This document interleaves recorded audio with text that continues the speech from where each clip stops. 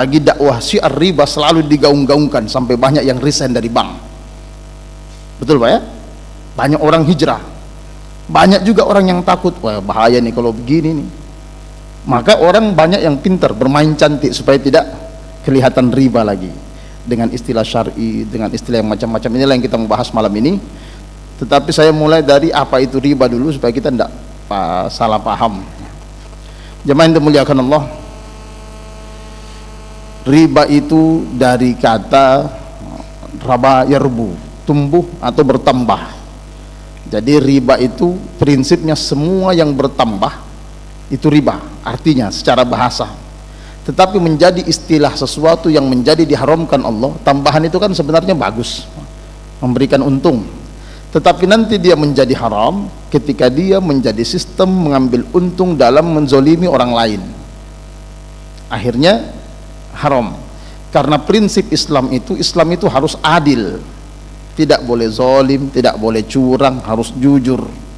Itu Islam tuh, supaya kita ikuti jalan keselamatan.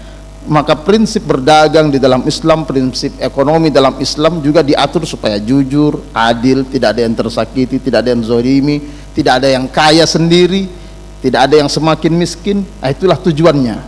Kemarin kita sudah bahas, ada kaitan dengan tema yang kemarin, ada kapitalisme, ada komunisme, sosialisme, dan ada syariat Islam. Islam kemarin dibahas oleh Ustadz bahwa itu mencakup semua lini kehidupan, sampai urusan meludah juga ada aturannya. Maka dalam perekonomian juga ada aturan dalam Islam. Sekarang yang dipraktekkan di dunia ini, termasuk di Indonesia, itu adalah praktek-praktek ekonomi kapitalis. Itu tidak bisa dihindari. Apa buktinya? Yang paling kelihatan itu uang. Di zaman Nabi orang belanja pakai uang emas, dirham dan dinar, perak. Ada nilainya itu uang. Jadi biar tidak dipakai belanja, disimpan, dia tidak jatuh harganya karena emas. Ya, lalu dirubah sistem moneter di dunia menggunakan uang kertas. Kertas itu apa nilainya? Tidak ada nilainya. Menjadi nilai yang disepakati oleh orang-orang tertentu di dalam yang membangun sistem moneter tersebut.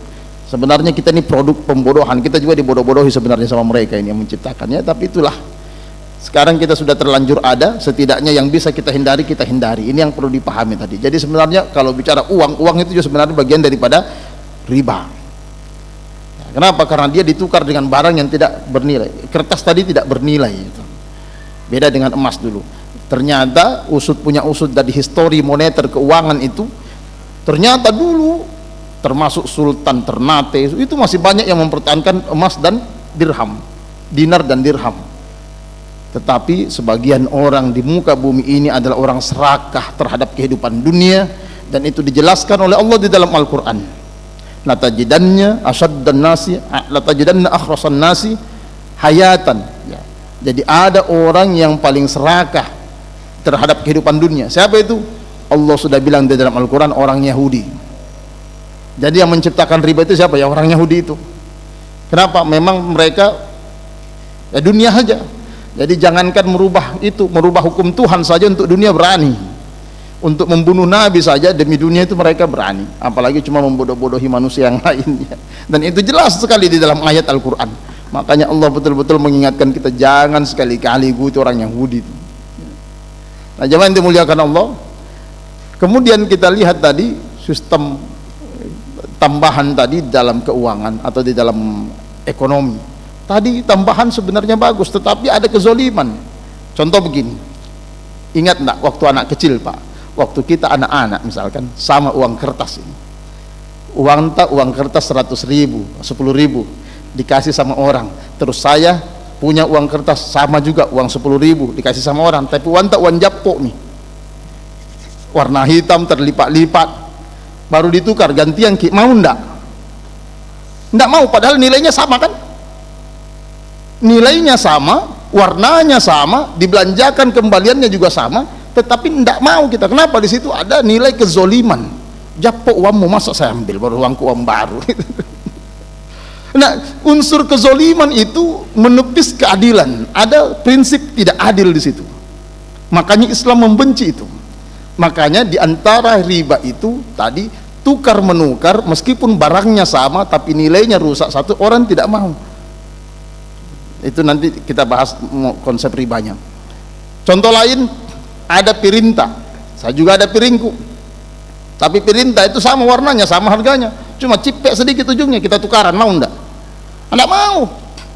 Itulah prinsip kenapa Islam mengharamkan riba, karena ada yang dizolimi. Meskipun barangnya sama, nilainya sama, tapi ada yang kurang, orang tidak suka. Nah, itu tadi contoh sederhana. Anak-anak saja tidak mau ditukar barangnya itu, Pak. Apalagi diambil kekayaan buminya, emasnya diambil, dikasih kertas. Logikanya di mana kira-kira? Emas, tambangnya, batu baranya diambil, dibayar pakai dolar. Biar dolar tetap kertas namanya. Beda kalau transaksi emas dengan emas, harus sebanding, jadi tidak ada yang dirugikan. Itulah prinsip dasar Islam. Tetapi kita tidak bahas itu, sudah terlanjur kita. Sekarang ini kehidupan kita tidak bisa kita kembali ke sistem emas, kecuali ketika umat Islam kompak seluruh dunia membangun sistem moneter kembali ke syariat Islam, baru bisa jadi. Tapi kalau setengah-setengah, nah, tidak bisa, Pak. Apalah kita dan siapakah kita ini? Tapi setidaknya di dalam hati ada cinta pada syariat Islam dan tidak berpihak kepada itu, tetapi kita berada di dalam kehidupan yang terpaksa harus seperti itu. Namun cinta kepada syariat Islam itu tidak boleh dihilangkan. Nah, dibuktikan dengan apa? Doa. Doakan semoga Islam kembali kuat, termasuk dalam sistem perekonomian dunia ini, ya. Jemaah yang dimuliakan Allah, jadi tadi tambahan dalam riba tadi haram karena ada unsur kezaliman. Tapi kalau tambahan yang tidak ada unsur kezaliman, halal atau tidak? Halal.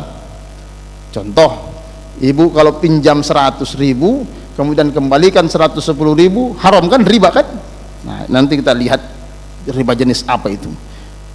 Tetapi kalau ibu sudah minjam 100.000 kemudian dikembalikan, tabi, saya kembalikan, ya. Lalu ada anaknya lewat, ini tabi nak uang, halal atau haram? Halal. Kalau dipikir sama-sama tambahan, tetapi akadnya berbeda. Satu akad memberi kepada anak, yang satu tadi bayar utang. Maka di dalam Islam, dalam prinsip ekonomi, di antara hal yang menentukan dia haram atau tidak itu ada pada akad.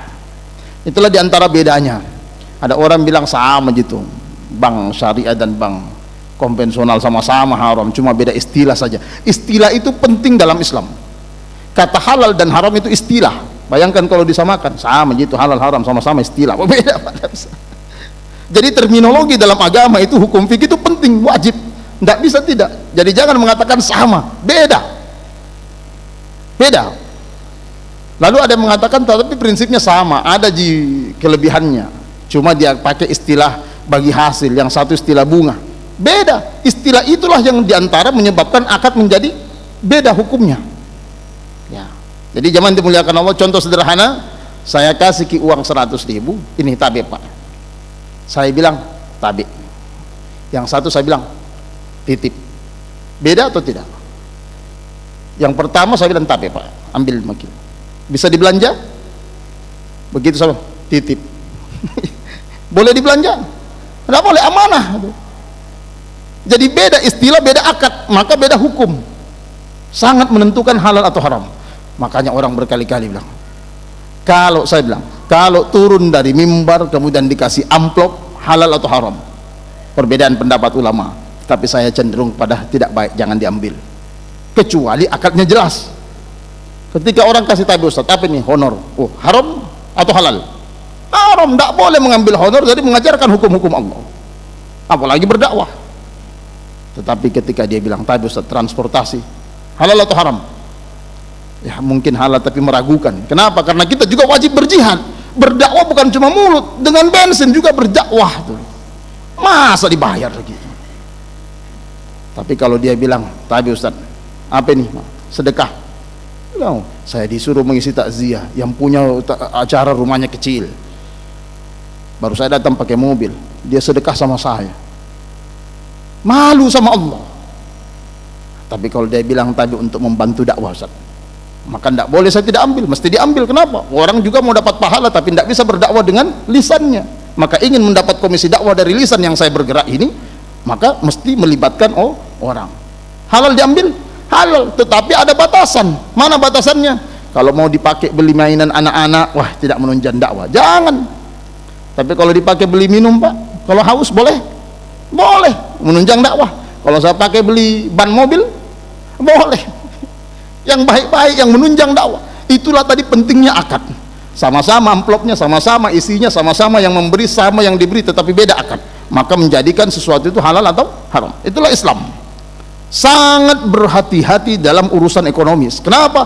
Sebab dari situlah tumbuh keberkahan di dalam diri, dalam bentuk kesehatan, keberkahan dalam rumah tangga, dalam keluarga, anak pintar, anak cerdas, anak soleh, semua bermula dari situ.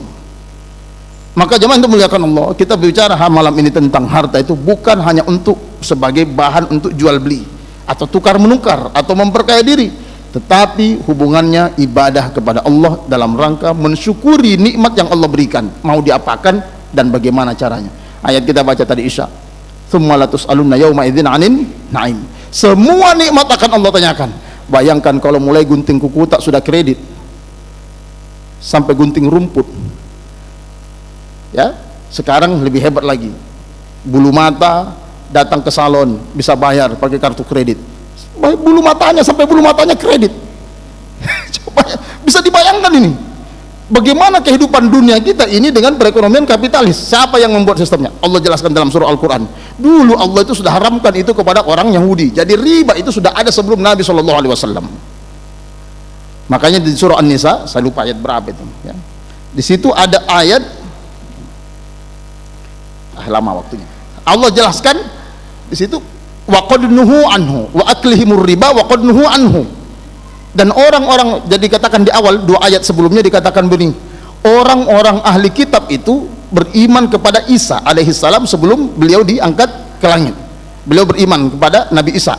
Lalu ayat setelahnya dikatakan, lalu orang-orang Yahudi yang melakukan kezoliman, membuat dan seterusnya, menyebabkan azab dan sebagainya. Lalu di akhir di ayat berikutnya dikatakan, dan mereka memakan riba padahal telah dilarang oleh Allah. Jadi sudah ada sejak dulu dan Allah sudah larang. Dan itulah diantara sebab kezoliman yang Allah benci, sehingga Allah memberikan mereka ditimpakan kesulitan demi kesulitan. Peristiwa itu Allah ceritakan di dalam Quran supaya kita umat Nabi SAW tidak mengulangi kesalahan itu, terutama di dalam hukum ekonomi. Jemaah yang dimuliakan Allah, kita lihat, kita kembali kepada riba dulu ini. Bahayanya, saya mulai dulu bahayanya. Apakah bahayanya itu riba? Ya. Pertama, dia bisa memutuskan orang berbuat baik. Semakin banyak orang serakah gara-gara riba. Contoh, ada uang tak 100.000, kemudian dipinjamkan orang 50.000, kembali 100.000. Kira-kira yang punya uang 100.000 tertarik untuk meminjamkan juga? Tertarik Pak? Semua yang punya uang akan mencari orang, siapa yang butuh uang, siapa yang butuh uang, saya pinjam kau, saya kasih pinjam kau. Seperti sekarang setiap hari kita ditelepon sama pinjaman online ini, asuransi pinjaman, sering saya ditelepon. Tapi Pak, Bapak punya kemampuan ini khusus spesial untuk Bapak saja, bisa pinjam sampai 100 juta. Saya tidak butuh. Mungkin Bapak memperbaiki rumah, tidak ada rumahku. Mungkin mau ganti kendaraan, tidak, masih bagus kendaraanku. Dikejar-kejar terus sampai dicegat. Mungkin mau beli ini, tidak ada aja mau beli, tidak ada. Coba. Ini iklan pinjaman online kemana-mana. Coba bayangkan, kalau semua orang yang punya uang banyak, tidak ada lagi prinsip nolong orang, semua akan mencari untung, kapitalis. Itulah kenapa dibahaya haramkan riba. Akhirnya yang miskin semakin miskin, tidak ada lagi yang mau menolong orang miskin. Begitu diceritakan tentang zakat, sedekah, memperkaya, lebih cepat kalau kita rentenir. Tidak ada lagi yang mau bayar zakat, tidak ada lagi yang mau bersedekah. Maka disitulah awal azab Allah akan datang kepada sebuah kaum. Naudzubillahi min dzalik. Jadi bahayanya tadi Pak, akan menghilangkan orang yang baik itu. Semua orang akan menjadi buruk demi uang. Dalam surah Al-Hasyr, nanti kita lihat surah Al-Hasyr ayat 7 ini ya. Ada di situ, saya tidak usah bahas ini, lihat saja nanti surah Al-Hasyr ayat 7. Kemudian yang kedua, dosanya itu tadi dampaknya, dampak sosial. Sekarang dosanya riba itu, ada banyak hadis Nabi tentang ancaman bagi orang yang mempraktekkan riba, baik memberikan, memakan, mencatat atau terlibat di dalamnya. atau cuma dipinjam rumahnya untuk pasang spanduk riba, termasuk kena. Ya Pak ya? Jamaah yang dimuliakan Allah, apa ancamannya? Di antara yang paling berat, saya tulis ini, ya, ada beberapa ini. Satu, saya pilih yang paling besar saja. Nah, hadis dari Ibnu Mas'ud, Rasulullah SAW bersabda, riba itu ada 73 pintu. Pintu riba yang paling ringan seperti seorang lelaki yang berzina dengan ibunya. Hadis riwayat Hakim. Ini yang paling ringan tadi dosanya itu. Hadis riwayat Hakim. Di hadis lain dikatakan dosa riba lebih besar daripada dia berzina sebanyak 63. Dalam riwayat lain dikatakan 36 kali. Bayangkan berzina 36 kali. Dosanya satu makan riba masih lebih besar daripada itu. Tapi jangki bilang lebih baik berzina kalau begitu Ustaz.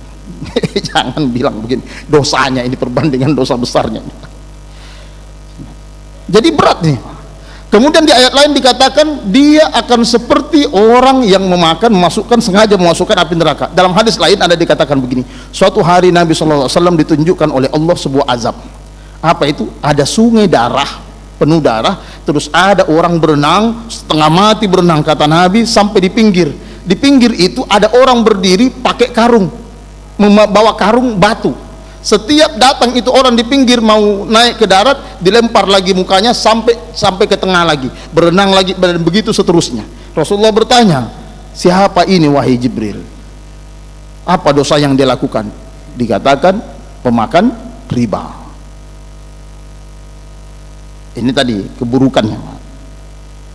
Kemudian ganjaran hukuman di alam kubur, kita lihat Nabi SAW orang bersabda, orang yang kamu lihat berenang di sungai darah tadi, ya ini siksa kuburnya.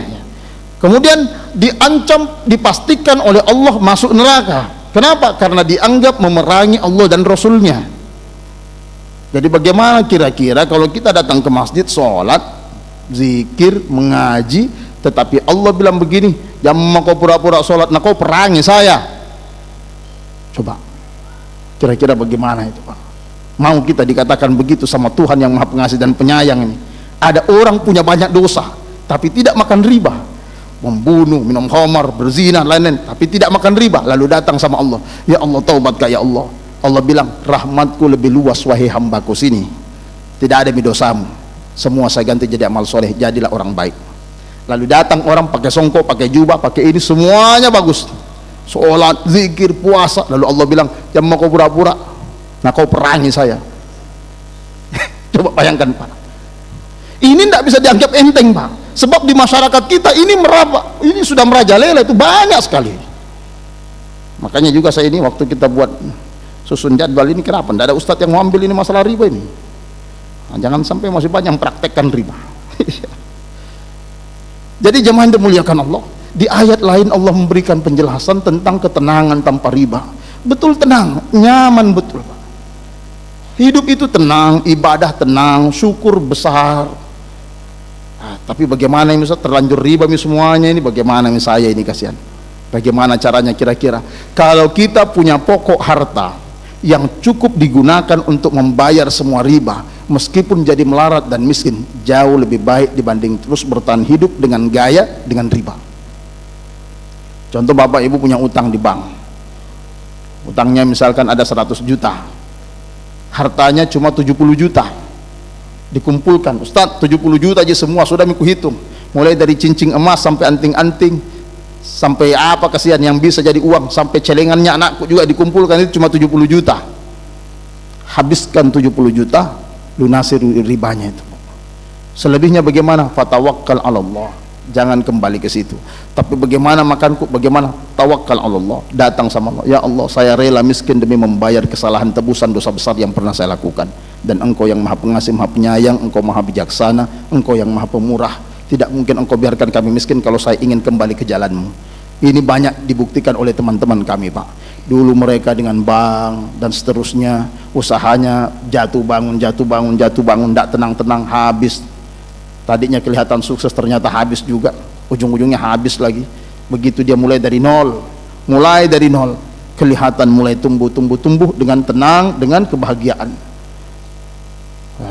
Jadi jangan dimuliakan Allah, yang tadi ancaman-ancaman di dalam Al-Quran. Sebenarnya banyak dalam hadis-hadis Nabi, waktu kita singkat ini. Nah sekarang kamuflase tadi, yang manakah itu riba yang harus dihindari Ustaz? Tidak mau mak saya kalau begitu, sudah tahu dosanya, sudah tahu ini bahayanya sudah. Ya, ada dua bahaya yang paling buruk lagi pada riba itu. Dia kata Allah akan membinasakan harta benda, kebahagiaan dan keberkahan yang ada di dalam kehidupan kita. Jadi bayangkan keberkahan. Keberkahan itu begini.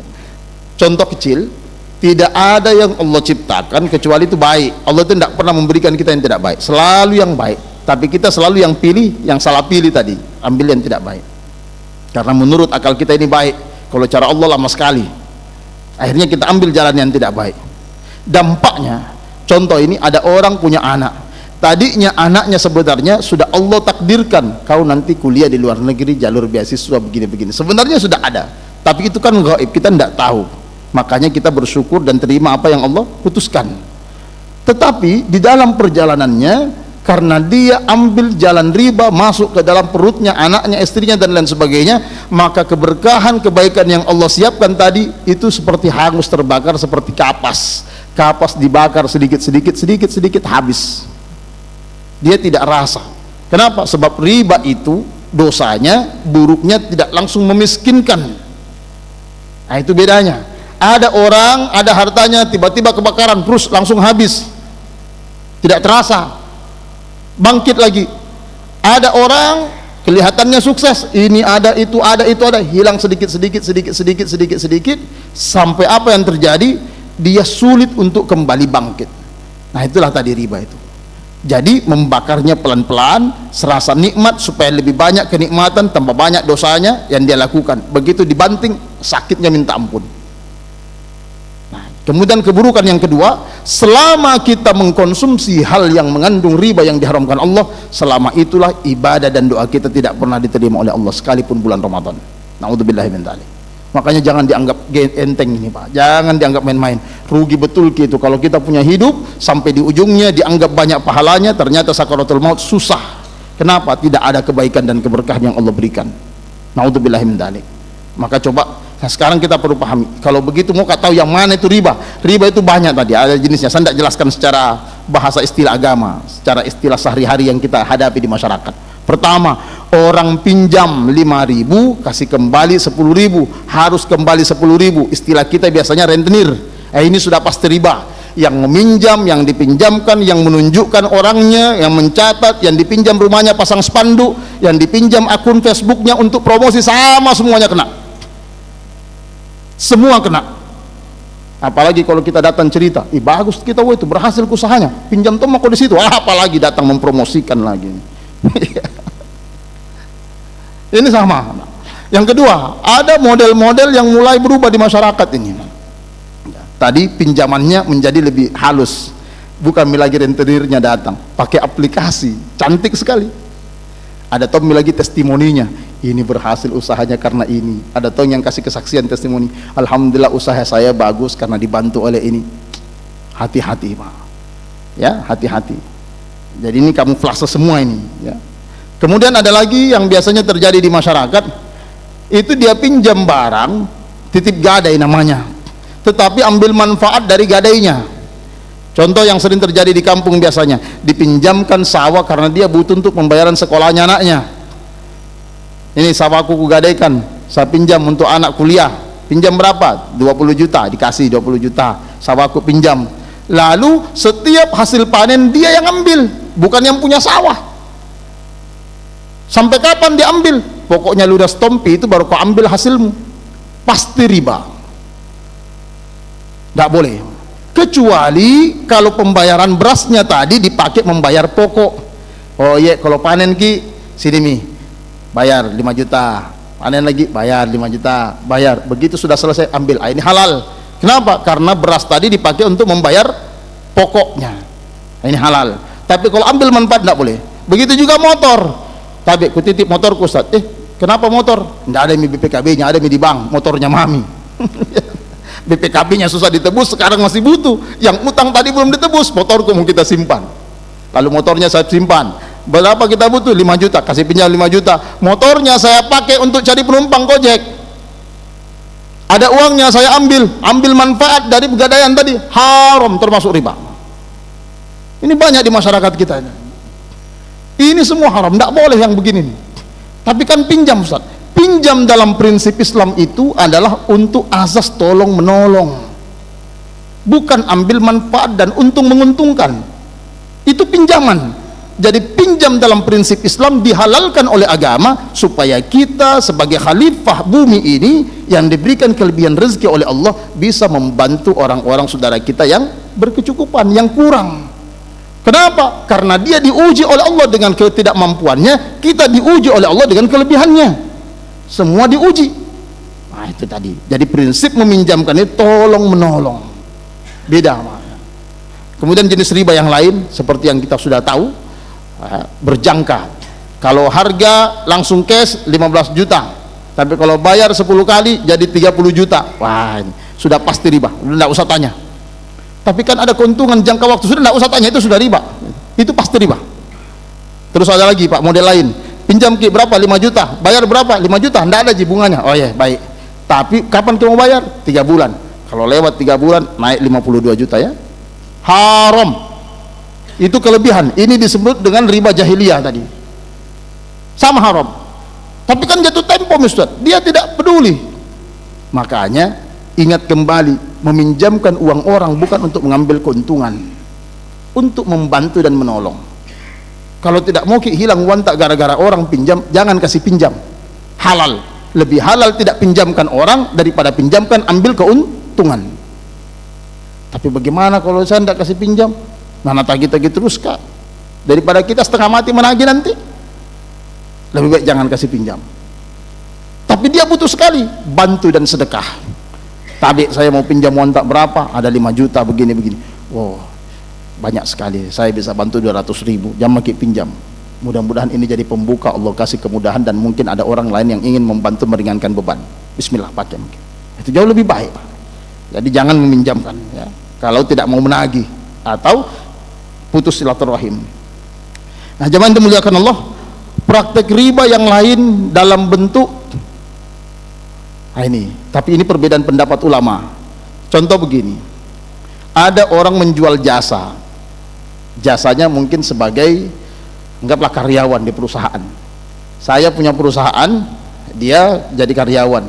Kemudian di karyawan sudah berapa gajinya per bulan? 2 juta sebulan. Baik, jam kerjamu dari jam 8 sampai jam 5 sore misalkan, jam 8 sampai jam 5 sore, itu haknya dan kewajibannya. Baik, liburnya berapa kali? 2 kali, Sabtu Ahad libur. Oh iya, sekalinya hari Sabtu dipanggil, semua karyawan datang ke sini hari Sabtu. Kenapa? Kita mau beres-beres bersih-bersih ini. Begitu sudah beres-beres bersih, terus hari Sabtu depan kita kumpul lagi begini ya, hari Sabtu depan begini lagi. Begitu terima gaji, kenapa ada 2 juta hari Sabtu itu gratis. Kenapa? Kerja bakti, berbakti, tidak bisa Pak, ini haram namanya. Kenapa? Akadnya tadi 2 hari libur, libur itu haknya orang, mau dia pakai keluarganya, mau jalan-jalan, itu bukan kita punya hak. Ini banyak model begini Pak. Bahkan ada lembaga-lembaga yang bernuansa Islam sama mempraktikkan begini. Ini haram, mengambil keuntungan dalam bentuk kezoliman. Ada yang pernah saya jelaskan begitu, kemudian orangnya bilang begini, tapi kan tidak wajib Ustaz, mau-maunya yang datang. Memang mau-maunya yang datang, tapi kalau rapat nih orang, kita singgung nih orang, bila itu tidak datang itu kenapa tidak taat? Ya kan tidak enak, itu haknya orang. Ini contoh Pak, dipraktik dalam jasa. Ini baru berapa jenis kamuflase riba yang saya jelaskan. Banyak hal di masyarakat yang kita tidak tahu. Bahkan sebagian pendapat ulama, termasuk kartu-kartu itu ya, kartu tol, kartu apa itu ya, semualah yang uang diganti jadi kartu, akhirnya uangnya tidak pernah kelihatan, yang kelihatan kartunya. Ini semuanya sebagian ulama berpendapat bahwa ini bagian daripada riba. Kenapa? Satu, ada harga kartu, yang kedua ada saldo terakhir, tidak bisa diambil, tinggal 1.000 kali 100 juta manusia kali 200 juta manusia, saldo akhir di dalam kartu tol bisa diambil dapat kalau tinggal 2.500 kali 500 juta orang. Banyak ini. Jemaah yang dimuliakan Allah, tentunya dalam keadaan masyarakat kita sekarang ada yang bisa dihindari, ada yang tidak bisa dihindari. Kenapa? Bukan kita yang membuat dan bukan kita penentu kebijakan. Saya nitip kepada orang yang mau duduk di DPR, yang dekat-dekat gubernur, wali kota, ingatkan itu. Kehidupan kita sudah banyak sekali dosa kita ini, yang bisa dirubah lewat undang-undang, lewat tanda tangan, rubahlah semaksimal mungkin kalau bisa. Kita yang RT RW kumandangkan ini, suarakan, yang ke rentenir jangan ki. Kalau perlu pasang RT ini haram, rentenir masuk. Lalu apa yang dilakukan? Kita buat patungan gotong royong, yang butuh datang sini, saling membantu. Inilah Islam. Jadi zaman dimuliakan Allah, semoga Allah merahmati kita dan menjaga kita dari perkara-perkara ini, sebab ini ancamannya tidak hanya mengancam berkah dalam kehidupan kita, tapi ada ancaman dalam kubur, bahkan dianggap memerangi Allah dan Rasulnya. Naudzubillahi min dzalik. Maka setiap transaksi keuangan perlu tanyakan, ini kira-kira ada riba atau tidak. Kalau ada ribanya, hindari, kembali kepada Allah. Dan kalau tidak ada ribanya, lanjutkan dengan bismillah. Ya, ketika ada keraguan-raguan, tanyakan. Ya, tetapi sebelum saya tutup, yang sudah terlanjur tadi ada, kata Allah, silahkan kembali ke jalan Allah. Lalu yang terlanjur sudah, yang terjanjur serahkan kepada Allah. Harta kita yang ada, properti yang ada, kalau bisa dijual, jual habis semuanya untuk menutupi riba tadi demi Allah Subhanahu wa taala. Kembali ke jalan Allah, insya Allah disitulah kita akan melihat bagaimana Allah membuka dengan keberkahan. Lalu setelahnya apa yang dilakukan?